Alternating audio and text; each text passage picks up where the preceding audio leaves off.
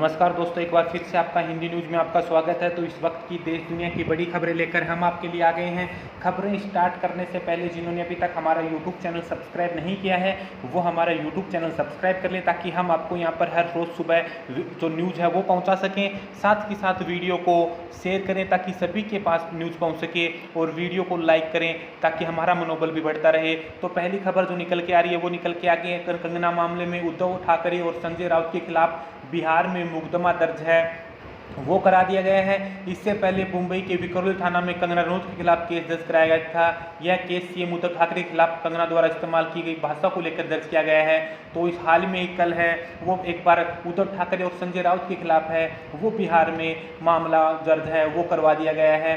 तो ये इस वक्त हालत है वो कंगना वर्सेस उद्धव सरकार की लगातार चल रही है नोक-झोंक। और साथ ही कंगना रनौत ने जो ऑफिस का दौरा किया था, उन्होंने बोला है कि मेरे पास दोबारा ऑफिस बनवाने के लिए पैसे नहीं हैं। एक महिला की आवाज़ उठाने की वजह से इसे तबाह कर दिया गया है। अब मैं इसी ऑफिस से अपना काम है वो निपटाऊंगी। तो ये इस वक्त की खबर है वो कंगना रनौत मामले में निकल के आ रही है। कंगना रनौत ने साफ साफ इसमें उद्धव सरकार को दोषी है वो ठहरा दिया है।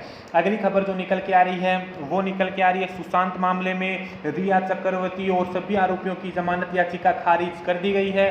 कोर्ट ने कहा ये गंभीर अपराध है और इसकी जांच है वो जरूरी है। तो रिया और उसका भाई शोविक है वो जेल में ही रहेंगे। तो रिया चक्रवर्ती के वकील सतीश मानी सिंह ने कहा कि हम अगले हफ्ते हाई कोर्ट में अपील कर सकते हैं। नारकोटिक्स कंट्रोल ब्यूरो ने रिया चक्रवर्ती को 8 सितंबर को गिरफ्तार किया था और कोर्ट ने 14 दिन की न्यायिक हिरासत में है वो भेजा गया था। तो ये इस वक्त की खबर है वो निकल के आ रही है। और साथ ही जो रिया के भाई शोविक है उन्होंने नया दावा किया है कि लॉकडाउन में सुशांत के घर से रिया के घर कुरियर के जरिए भेजा गया था। आधा किलो ड्रग्स और घरेलू सामान साथ रखा ताकि यह शक ना हो। तो ये इस वक्त की खबर निकल के आ रही है। अगली खबर निकल के आ रही है भारत में कोरोना वायरस के मरीजों का आंकड़ा 45,92,533 पर पहुंच गया है।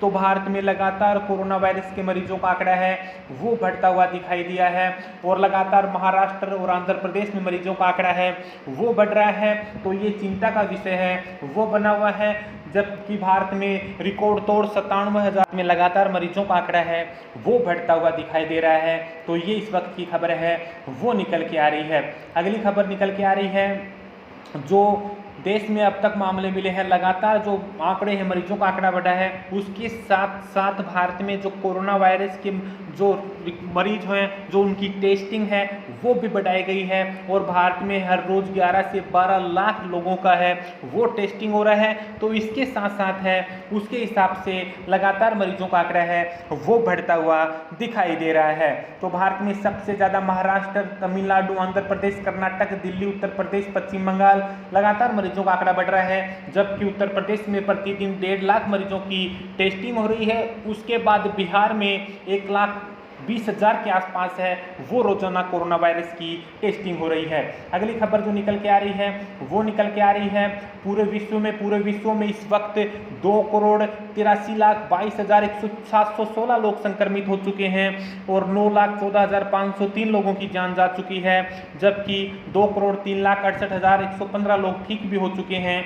तो ये इस वक्त की खबर निकल के आ रही है। तो भारत में लगातार कोरोना का बढ़ रहा है। साथ ही साथ भारत कोरोना वायरस के आंकड़ों में दूसरे नंबर पे आ गया है।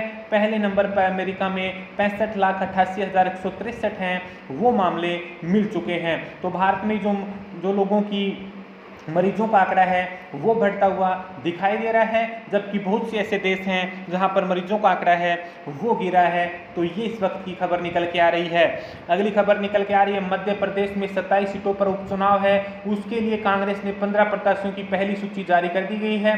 तो फूल सिंह बहरिया को भांडेर से टिकट है। तुलसी सिलावट के खिलाफ सांवेर से प्रेमचंद गुड्डू उतरेंगे। तो ये इस वक्त की खबर निकल के आ रही है। तो मध्य प्रदेश में जो 27 सीटों पर उपचुनाव को देखते हुए कांग्रेस ने अपनी पहली जो सीट है जो उन्होंने अपनी जारी कर दी है। तो ये इस वक्त की खबर निकल के आ रही है। अगली खबर जो निकल के आ रही है वो निकल के आ रही है भारत और चीन के सैनिक जो लगातार लद्दाख में तनाव बना हुआ है और जिस जगह पर भारत चीन के सैनिक कुछ मीटर की दूरी पर हैं वहां मिलिट्री लेवल की मीटिंग हुई है और दिल्ली में राजनाथ डोवाल और जनरल रावत की मुलाकात है वो हुई है। तो भारत और जो चीन के लगातार आंकड़े हैं जो बिगड़ रहे हैं हालात, उस पर राहुल गांधी ने भी लगातार सरकार को घेर रखा है। जबकि सरकार है वो 7 सितंबर को चीन ने भारतीय इलाकों पर कब्जे की कोशिश की थी। इसके बाद चुशूल में लगातार 5 दिन से सैन्य स्तर की बातचीत है वो जारी है। तो ये इस वक्त की खबर है वो निकल के आ रही है। जबकि शुक्रवार को राजनाथ सिंह ने chief of defence staff CDS general Bipin Rawat और राष्ट्रीय सुरक्षा सलाहकार अजीत डोभाल के साथ अलावा सेना प्रमुखों से भी मिले हैं और बैठक के दौरान लद्दाख के हालातों पर चर्चा की गई है। तो ये इस वक्त की खबर है वो निकल के आ रही है। तो लद्दाख पर है चीन पर भावी भारतीय सेना है वो हावी है। तो ये इस वक्त की खबर निकल के आ रही है। अगली खबर जो निकल के आ रही है वो IPL से निकल के आ रही है। IPL है वो बहुत ही जल्दी स्टार्ट होने वाला है 19 सितंबर से। तो चेन्नई सुपर किंग्स के लिए जो राहत की खबर है, जो दीपक चाहर कोरोना पॉजिटिव मिले थे अब उनकी रिपोर्ट नेगेटिव आ गई है और उन्होंने अपना अभ्यास है वो शुरू कर दिया है। तो ये इस वक्त की खबर निकल के आ रही है। तो देश दुनिया की खबरों के लिए आप हमारे YouTube चैनल को सब्सक्राइब कर लें और बेल आइकॉन का बटन दबा लें ताकि हम आपको यहाँ पर अपडेट रख सकें। धन्यवाद।